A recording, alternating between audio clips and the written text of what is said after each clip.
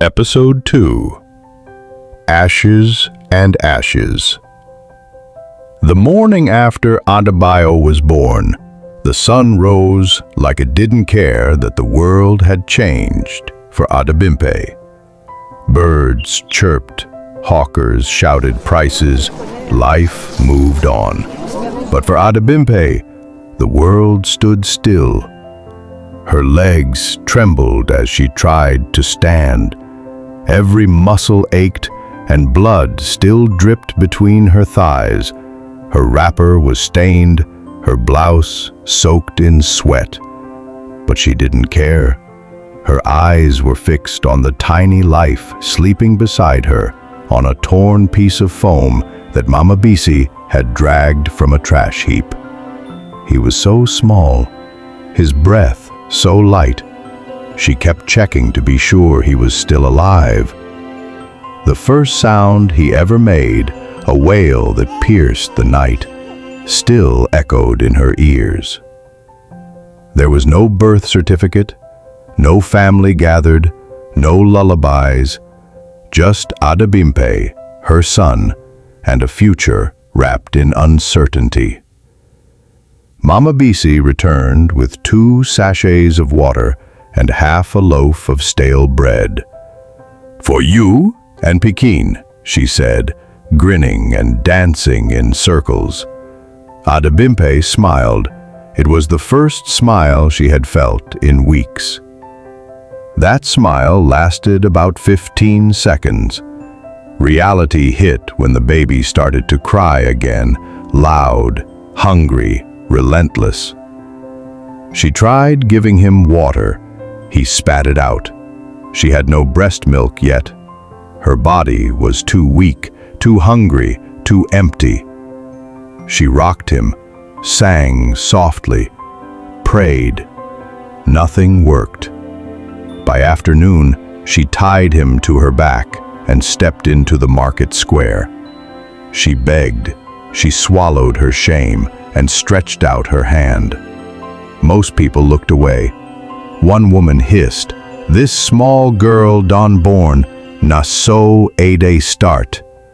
Another shoved a 50 naira note into her palm, like throwing scraps to a stray dog. But there were kind hearts too. A groundnut seller gave her 3 cups to sell on commission. "Come return money tomorrow," she said. And so it began.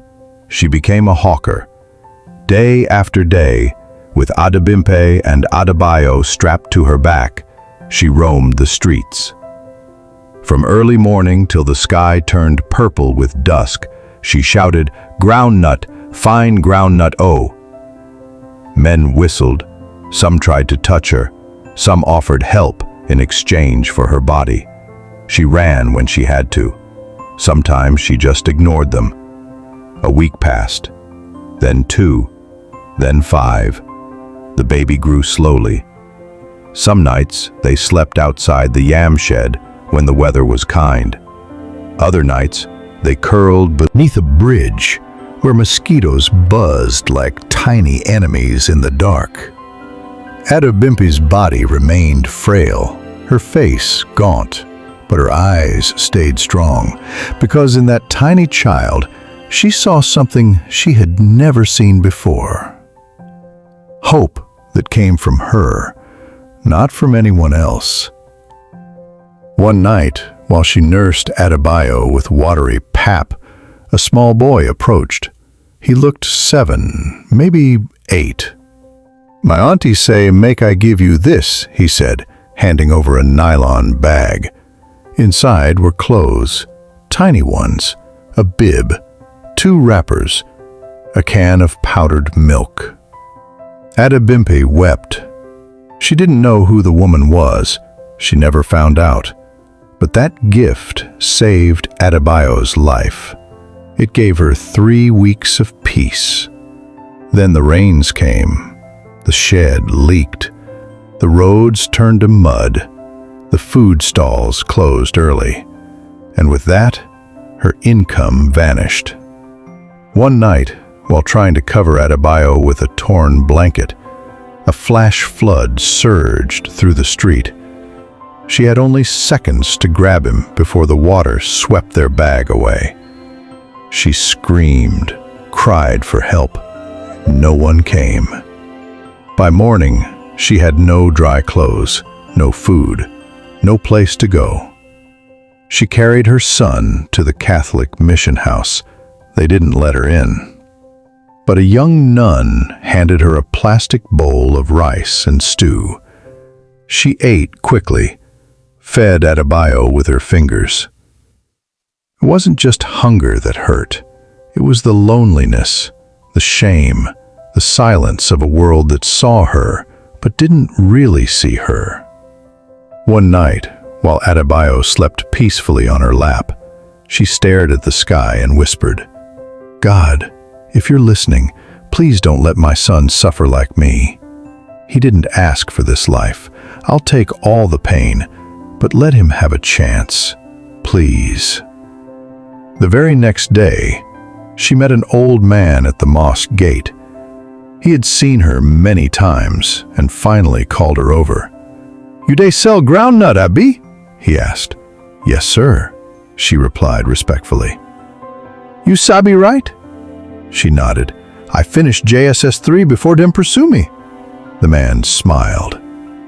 "Come tomorrow. I go give you one small job, just to write names and do small bookwork for my chemist." It was the first job she ever got with dignity. 150 euros per day. Not much, but better than begging. For the first time in months, she had a purpose beyond survival. That night, with the hum of crickets and distant honks in the background, she slept beside her son. Not as a beggar, not as a disgrace, but as a mother, tired, battered, but undefeated. I know you are as happy as I was for Adebimpe. At least she has a source of income now. But the question is this the beginning of good things in her life, or it's just a beep? Let's find out together in episode 3. You cannot afford to stop following her story now. Like this video, comment and share to stop the mentality of chase her out if she ever gets pregnant before marriage. Also, subscribe and click the notification button in order not to miss any of the 10 episodes. Thank you very much for watching.